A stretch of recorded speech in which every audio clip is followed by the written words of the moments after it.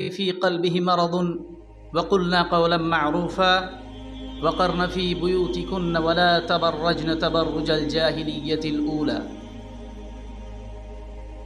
عن عبد الله بن عمرو رضي الله عنه قال قال النبي صلى الله عليه وسلم الدنيا متاع وخير متاع الدنيا المرأة الصالحة. رواه مسلم. وقال عن عمران بن حسين رضي الله عنه أن النبي صلى الله عليه وسلم قال اطلعت في الجنة فرأيت أكثر أهلها الفقراء واطلعت في النار فرأيت أكثر أهلها النساء. উপস্থিত সম্মানীয় সভার সভাপতি মহাশয়, মঞ্চে উপবিষ্ট উলামায়ে কেরামগণ এবং আমার সামনে বসে থাকা আল্লাহর বান্দারা ও পর্দার আড়ালে মা ও বোনেরা, আজকের এই সংক্ষিপ্ত আকারে যে আলোচনা, আমি মনে করি যদিও যে বর্ণনা করতে গেলে আমি মনে করি এতটা সময় বা এতটুকু সময় হয়তো আধ ঘন্টা হয়তো সম্ভব নয় বর্ণনা করা, কিন্তু তবুও ইনশাআল্লাহ আমি যতটা পারি, যেগুলো ইম্পর্টেন্ট, যেগুলো খুব জরুরি, ওগুলো আগে বর্ণনা করবো ইনশাআল্লাহ।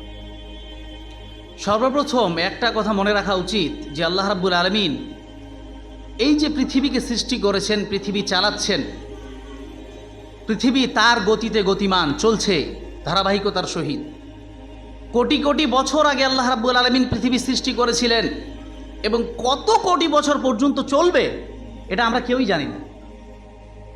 তো এই যে আল্লাহ রাব্বুল আলামিন পৃথিবী চালাচ্ছেন বা চলছে এবং চলবে, তো আল্লাহ রাব্বুল আলামিন মোস্টলি সর্বপ্রথম দুইটা জাতিকে আল্লাহ রাব্বুল আলামিন দুনিয়াতে পাঠিয়েছিলেন।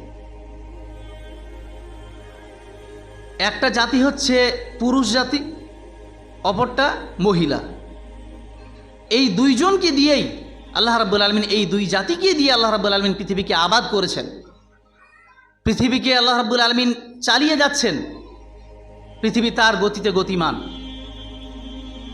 তো আজকে যে আলোচনার বিষয় তা মোটামুটি বেশিরভাগটা মহিলাদের এবং পুরুষদেরও থাকবে গার্জেন হিসাবে আমাদের কি কর্তব্য এ বিষয়ে। সর্বপ্রথম বলি যে হাদিসটা পেশ করেছি, নবী করিম সাল্লাল্লাহু আলাইহি সাল্লাম বললেন যে আব্দুল্লাহ ইবনে আমর রাদিয়াল্লাহু তাআলা আনহু হতে বর্ণিত, তিনি বলেন নবী করিম সাল্লাল্লাহু আলাইহি সাল্লাম বলেছেন আদ-দুনিয়া মাতাউন ওয়া খায়রু মাতা'id দুনিয়া আল মারআতুস সালিহা। যে পৃথিবীর যত জিনিসপত্র আছে সেগুলো ক্ষণস্থায়ী জিনিসপত্র, সাময়িক সময়ের জিনিসপত্র, এবং এই দুনিয়া হচ্ছে সাময়িক সময়ের জিনিস। এর মধ্য থেকে সব থেকে উত্তম ওয়া খায়রু মাতা'id দুনিয়া, মাতা বলা হয় এমন জিনিসকে যেই জিনিসটা ইমোরাল নয়, যেটা কোনোদিন, যেটা চিরন্তন থাকে না, যেটা বিনষ্ট হয়ে যায়, ধ্বংস হয়ে যায়, সেটাকে বলা হয় মাতা। তো দুনিয়া তো একদিন অচিরেই ধ্বংস হবে, আল্লাহ তাআলা করবেন এটাকে ধ্বংস। তো নবী সাল্লাল্লাহু আলাইহি ওয়াসাল্লাম বলছেন যে এই ধ্বংস হওয়া দুনিয়ার মধ্যে, এই ক্ষণস্থায়ী দুনিয়ার মধ্যে সব থেকে উত্তম জিনিস হচ্ছে মহিলা, একজন নেককার মহিলা, একজন নেককার মা, একজন নেককার বোন, একজন নেককার স্ত্রী। সহিহ মুসলিমের এটা রিওয়ায়াত।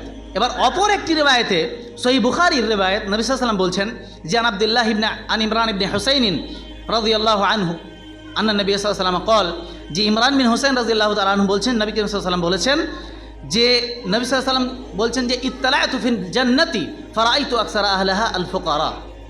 যে তিনি যখন মেরাজে গেছিলেন, তো নবী সাল্লাল্লাহু আলাইহি ওয়াসাল্লাম বলছেন আমি দেখলাম, আমি যখন জান্নাতে দেখলাম তাকিয়ে, জান্নাতে যখন উকি মেরে দেখালাম, ইত্তালা বলা হয় উকি মেরে দেখা, পা উঁচু করে কোনো জিনিসকে দেখার চেষ্টা করা, নর্মালি দেখতে পাচ্ছি না কিন্তু দেখার চেষ্টা করছি।